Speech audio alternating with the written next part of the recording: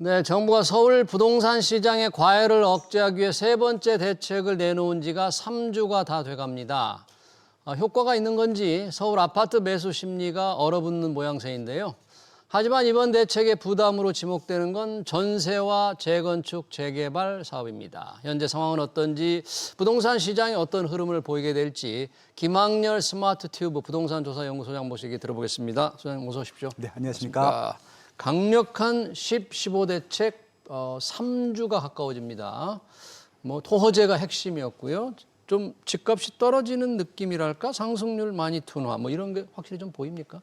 상승률이 둔화된 건 맞는 것 같고요. 예. 거래량이 일단 거의 한 10분의 1 정도 토막이 났거든요. 10분의 1. 예, 근데 이제 중요한 것은 가격이 내려갔느냐라고 하는 질문에 대해서는 아직도 오르고 있다가 답변이고요. 아직도 오르고 있다? 상승률이 낮아졌을 뿐이지 예. 상승은 하고 있는 것이죠. 그래서 거래량은 미미하지만 신고가 갱신은 계속 되고 있고 예. 지금 거래가 되는 것들은 꼭 이사를 가야 되는 분들이잖아요.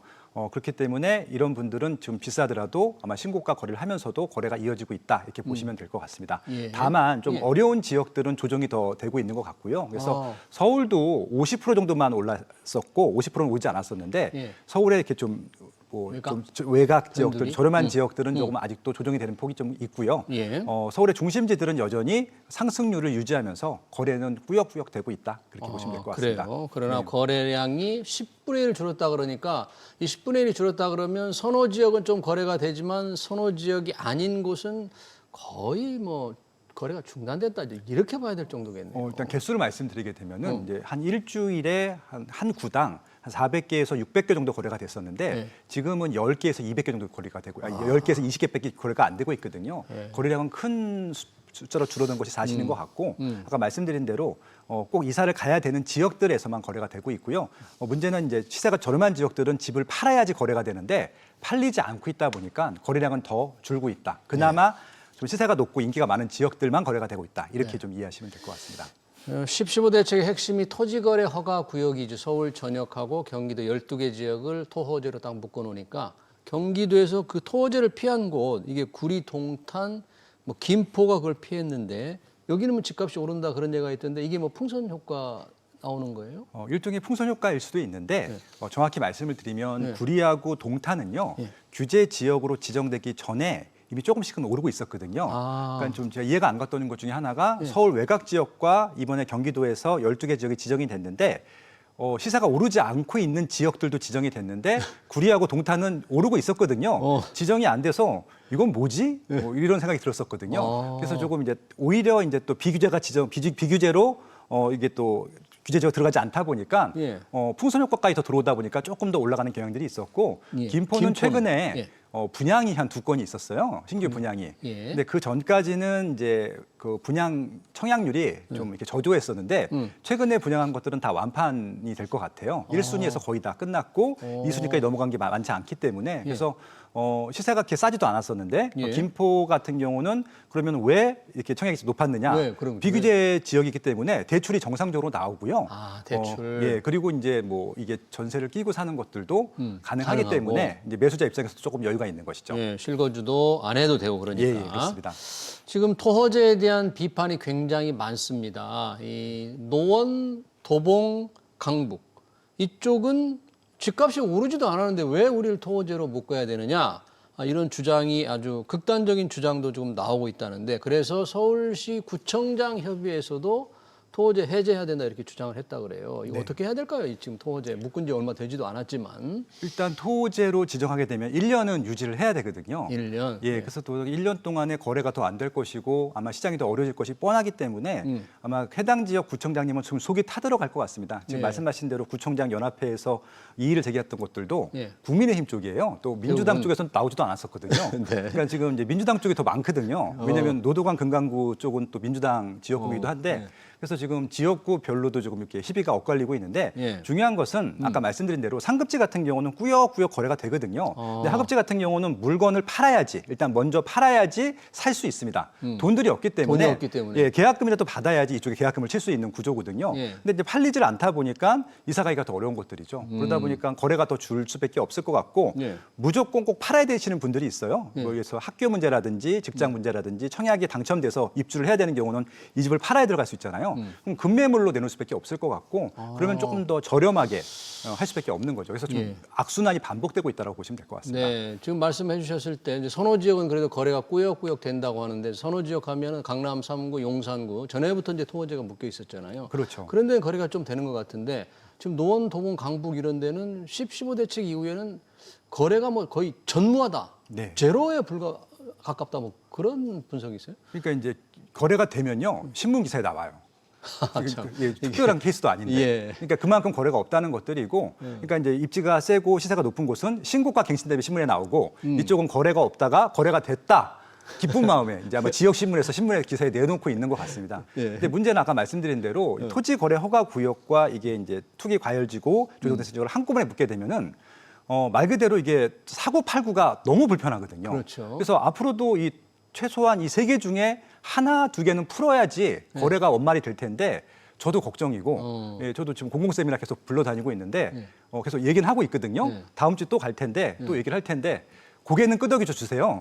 근데 모르겠습니다. 어떻게 해주실지는. 그러니까 예. 한번 토어제를 묶이면 1년 정도는 가야 되는 거예요? 지금 이제 그 유예 기간이라 그 해당 기간이 1년 후까지 일단은 이번에 명문화가 되어 있거든요. 예. 이게 6개월일 수도 있고 3개월일 수도 있고 1년일 수도 있는데 이번에 규제 지역 지정한 것은 1년으로 해놨더라고요. 그러니까 토어제 때문에 사려는 사람도 불편한데 구청 직원들도 죽을 맛이라 그러더라고요. 서류 준비 뭐 작업을 해야 되는데 인력이 없어가지고. 이건 이제 제 지인이기 때문에 직접 들은 얘기입니다. 이분들이 평소 때 이걸 하는 업무가 아니에요. 다른 업무 바쁘거든요. 근데 토지 거래 허가 구역 지역이 아니었어요. 근데 토지 거래 허가 구역이면 허가를 해줘야 되잖아요. 네가 해 시킨 겁니다. 그래서 이제 강서구인데 강서구. 한 명을 지정한 거예요. 근데 하루에 막 수십 명이 온다는 거예요. 근데 이게 그냥 문의도 많을 거 아닙니까? 그러니까 이게 도장 찍어주면 안 되고요. 이게 이분이 다른 데 집이 있는지 투기성이 있는지 이거 다 검토를 해야 되거든요. 그걸 한 명이 어떻게 합니까? 근데 이 문제는 이분이 이 업무도 아니에요. 다른 업무가 메인인데 다른 업무가 있는데. 예, 이 업무까지 하다 보니까 진짜 과로 때문에 눈이 이렇게 쭉 내려갔어요. 이렇게. 사려는 사람도 예. 얼마나 불편하고 예. 궁금해서 문의하고 싶은 사람들도 뭐 얼마나 지금 궁금하겠어요, 이게. 그러니까 이제 또 허가를 신청하면은 바로 나오는 게 아니거든요. 최소한 그래요? 2주에서 한 달이 걸릴 텐데 그럼 거래가 또 안 되게 되면은 또 이제 또 밀리는 거죠. 예. 수요 해석 부분들이. 네, 그렇습니다. 이런 불편, 사는 사람도 불편, 이 접수를 받는 구청 직원들도 불편, 과연 얼마나 유지될지 모르겠습니다. 그렇게 해서 토어제로 인해서 집값을 잡으려 했더니 월세 난린만 속출한다. 하긴 뭐 대출이 지금 안 되니까요. 그리고 실거주 해야 되니까 전세 물건이 없어서 지금 문제가 크다. 지금 임대차 시장이 아주 심각한 것 같아요. 그러니까 토지거래 허가구역의 가장 큰 맹점이 뭐냐면요. 이게 거래량을 줄이는 데는 좀 어떻게 보면 역할을 할지 모르겠지만 임차 시장에서는 굉장히 최악의 정책이 될 수밖에 없는 게 말씀하신 대로 실거래를 무조건 해야 됩니다. 그러니까 입주 첫날부터 실거래를 해야 되기 때문에 임차인이 있으면 무조건 내보내야 되거든요. 근데 자가로 입주해야 되기 때문에 토지 거래 허가구역에서 한 건이 거래되면은 임차 세대가 하나 없어지는 거예요. 그렇기 때문에 임차 물건들은 점점 줄어들죠. 그러니까 전세 물건이 제일 먼저 줄어들 것이고 그나마 몇 건 없었던 월세 물건들도 이제 시세가 올라가죠. 이제 이분들도 결국은 이제 수요는 많은데 이제 매물 숫자가 적다 보니까 전세든 월세든 거래할 수 있는 이런 좀 매물들은 시세가 올라갈 수밖에 없는 구조이기 때문에 임차로 이사를 가셔야 되는 분들한테는 굉장히 최악의 정책이 될 수밖에 없다. 그렇게 좀 평가하고 있습니다. 그럼 임차로 가야 될 분들이 받는 부담과 영향과 피해가 이게 지금 견딜 수 있는 상태로 지속이 좀 되면 괜찮겠지만 견딜 수 없는 상태까지 좀 악화될 수도 있을 텐데 어떤 그런 상황으로 지금 가고 있다 이렇게 봐야 될까? 아니면 어떨까요? 그러니까 자가로 실거주하는 분들은 이사를 가거나 안 가거나 그냥 선택만 하면 됩니다. 이사 못 가도 그냥 눌러 살면 되니까. 근데 임차로 가셔야 되는 분들 같은 경우는 2년에 한 번씩은 계약을 해야 되거든요. 예를 들어서 계약갱신 청구권을 쓰게 되면은 연장도 안 돼요. 4년 사는 사람들 같은 경우는 무조건 나가야 되는 경우들이 생기거든요. 보증금을 올려주지 못한다고 하면은 그럼 이분들은 입지를 바꿔야 돼요. 그러니까 보통 상급지로는 못 가죠. 물건도 없고 비싸기 때문에 하급지로 가죠. 그러다 보니까 오히려 지금 이제 규제 지역에서 비규제적으로 임차로 가는 경우들도 있고요. 또 하나 뭐냐면은 그쪽에 간다 하더라도 그쪽도 만만치 않거든요. 거기도 전세가 줄은 것은 마찬가지니까요. 그러다 보니까 밀려났는데 시세를 더 올려줘야 되는 케이스들도 생기고요. 이번 기회에 그냥 매수를 하는 경우들도 생깁니다. 그러니까 전세 수요가 매수 수요로 전환되는 경우들도 있어서 비규제 지역들 같은 경우는 조금 이제 수혜를 본다고 할까요? 예. 풍선 효과가 난다고 할까요? 그런 지역들이 있기 때문에 그래서 임차인들 같은 경우는 태기를 해야 됩니다. 지역을 옮기거나 상품을 낮추거나 아니면은 이제 좀 그 비규제 지역 가서 매수를 하거나 뭐 이런 선택들을 해야 되기 때문에 이게 숫자만 놓고 보면 제가 개수가 많아 보이지만 이게 울며 겨자 먹기로 좀 밀려나는 것들이기 때문에 심적으로는 굉장히 괴로울 겁니다. 그런 분들이 느끼는 원하는 주거 환경이 아니기 때문에 상당히 좀 박탈감, 피해감도 좀 상실감도 크겠어요. 만약 그렇다면. 그러니까 보통 이제 아파트에 자가로 거주하는 경우는 한 11년 정도 거주하고요. 임차로 거주하는 경우도 아무리 적어도 한 4년 정도 거주하거든요. 예. 이제 4년 정도 거주하면 보통 다시 그 지역 내에서 입지를 택합니다. 그 이유 중에 하나가 아파트 사는 분들은 대부분 다 학자녀 연령이 있고요. 초등학교, 중학교, 고등학교 때 이사를 가는 것들을 원하지 않습니다. 그래서 이제 자가로 살면 좋겠지만 대부분 학군이 좋은 데들은 비싸잖아요. 그렇죠. 그러니까 대치동 같은 경우도 의외로 임차 비율이 높거든요. 음마 아파트 같은 경우도. 근데 그런 분들은 이제 한 10년 정도 전을 사는데 그런 분들이 제일 걱정인 것이죠. 그러네요. 아마 이제 학군 때문에 그 라이딩이라고 할까요? 그런 것들을 해줄 수밖에 없는 상황까지 갈 수밖에 없을 것 같습니다. 네, 임대차 시장도 그렇고요. 또 이번 10.15 대책이 영향을 크게 미치는 곳이 정비사업, 재건축, 재개발 현장일 것 같습니다. 이주비 대출 40%로 축소됐고 조합원의 지위 양도도 제한되고 어떨 것 같습니까? 지금 전반적으로 정비 규제를 완화해서 공급을 늘려야 된다는 게 일반적인 시장의 요구인데 그거 전혀 지금 다른 상황이 발생하고 있나요? 그러니까 이분들은 아마 이제 재건축이나 재개발이 시세가 많이 올라가기 때문에 여기에 거래량을 줄이게 되면은 시장이 안정될 것이다라는 단순한 목적으로 이 정책을 핀 것 같아요. 지금 말씀하신 대로 임차인 문제도 의외의 결과인 것들이고요. 정비 사업이 진도가 안 나는 것들도 기대 안 했던 역효과인 것 같아요. 지금 말씀하신 게 되게 중요한 부분들이 뭐냐면요. 정비 사업 구역들이 그냥 그 입주민들 그대로 정비 사업을 진행하는 경우는 없습니다. 항상 원주민들하고 중간에 들어오는 투자자들이 있고 뭐 이런 분들이 섞여갖고 적당히 진도가 나가는 것들이거든요. 원주민들은요 돈이 별로 없어요. 적당한 피가 쌓이면 중간에 팔고 나가야 되거든요. 이게 지금까지 정비 구조의 모습들이었습니다. 근데 지금 말씀하신 대로 이제 조합원 지위 양도가 재건축은 이제 조합 설립 인가 이후로 안 되고요. 재개발은 이제 관리 처분 인가 이후로 안 되거든요. 거기다가 또 5년 재당첨 제한이 걸린 경우 같은 경우는 이게 물건을 본의 아니게 두 개를 갖고 있거나 아니면은 한 번 청약 당첨된 적이 있는데 5년이 안 지난 사람들은 청산을 받게 되는 거예요. 그럼 아무튼 이 지역 내에서 재건축, 재개발을 진행을 해야 되는 조합원들이 되게 좀 위축이 돼 있는 상황이거든요. 그러네요. 규제가 워낙 많게 돼버린 거잖아요. 그러다 보니까 이분들은 그냥 어떤 결과가 생기냐면은 이게 좀 실제 이런 사례가 많은데 그냥 연장을 시키는 거예요. 이게 무슨 말씀이냐면은 지금 못 팔잖아요. 못 팔면 이제 사업 시행까지 가게 되면 청산을 받거든요. 그럼 이것들을 최대한 뒤로 미는 거죠. 뒤로 미뤄 이루어지지 않게 계속 정권이 미룬다. 바뀔 때까지 이런 식으로. 그러니까 제도가 바뀔 때까지. 제도가 바뀔 때까지. 그러니까 더 진도가 못 나가게 되는 거죠. 그러니까 좀 빨리 공급을 해야 되는데 단계를 점점 늘려가지고 오히려 나중에 진도가 나갈 수 있게 이 좀 어떻게 보면 돈이 없거나 정산을 받아야 되는 그러니까 피를 받고 팔았으면 하는 조합원들 같은 경우는 방해를 할 수 있거든요. 근데 이분들이 나쁘다라고 평가할 수 있긴 하는데 도덕적으로 재산권을 보호하는 측면에서는 어쩔 수 없는 부분들도 있다고 생각하고 있거든요. 본인의 재산권이 지금 행사가 제한되는 셈이잖아요. 이 그렇죠. 조치로 인해서. 그러니까 지금 현재 할 수 있는 방법이 그거밖에 없다. 그래서 혹시 제도가 바뀌거나 뭐가 변화를 기대하면서 미룬다. 그러면 정말 공급이 예상보다 훨씬 늦어지겠네요. 그러니까 이런 일들이 노무현 대통령 때도 있었고요.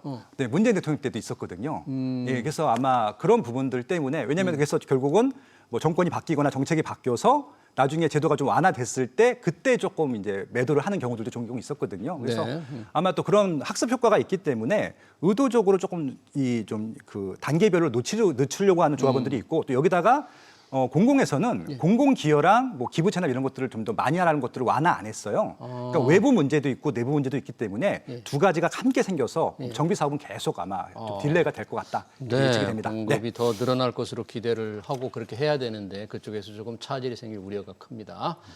정부는 이제 집값 안정을 위해서 여러 가지 대책을 내놓고 있는데 만약에 집값이 잡히지 않을 경우 재산세, 즉 종합부동산세, 이런 보유세를 강화할 거다 이런 전망이 나옵니다. 아직 정부가 명확하게 입장을 표명을 하지 않았는데 이 부분이 바뀐다면, 이 부분이 강화된다면 어떻게 보십니까? 이건 좀 상당히 큰 영향이 있을 수 있을까요? 그러니까 이제 다주택자 중과가 되면서 그리고 이제 뭐 공시지가, 뭐 현실화율 이런 것들이 올라가게 되면은 이중 삼중 부담이 돼서 좀 놀래서 파는 경우들이 좀 있긴 해요. 예. 2020년도 그랬었거든요. 근데 지금 대부분 다 1주택자들이거든요. 1주택자들한테 이것들을 강화할 수 있는 것들은 크게 높지는 않거든요. 근데 오늘 일단 1차 신문 기사가 나왔는데 공시가율은 올리지 않겠다라고 발표를 했습니다. 아, 공시가율은 그대로 예. 69%, 그죠? 예, 아파트. 예. 근데 이제 문제는 시세가 올해 대부분 강남 지역들이 40% 50%가 올랐어요. 그렇죠. 그러니까 공시가율을 50% 올린 것만큼 이제 내년 세금이 부과가 될 거거든요. 아, 공시가 현실은 그대로인데도. 예, 그러니까 이제 지금 음마아파트가 전용 8사가 있는데 좀 최초로 보유세가 1,000만 원이 넘어갑니다. 내년에. 네. 그러면 이제 1,000만 원, 그보다 더 비싼 아파트들은 1,500만 원, 2,000만 원 낼 텐데 1주택자에 한해서입니다. 이것들을 감당할 수 있으면 갖고 가는 것들이고 감당 못하면은 이제 팔 텐데 아마 아르바이트를 해서라도 보유세를 내면서 가져갈 거라고 예상이 돼요. 1주택자들은. 예, 왜냐하면 대안이 없거든요. 예, 그리고 그걸 팔았을 경우에 다음에는 그 계약 주고 절대 사지 못합니다. 예, 학습 효과가 있기 때문에 예, 그렇게 아마 좀 유지가 되지 않을까 싶습니다. 네, 보유세 부담이 실제 세금이 바뀌지 않아도 만만치 않게 올라간다는 얘기로 오늘 얘기를 마무리해야 될 것 같습니다. 최근 부동산 시장 동향 잘 들었습니다. 김학렬 스마트티브 부동산 조사연구소 소장이었습니다. 소장님 고맙습니다. 감사합니다.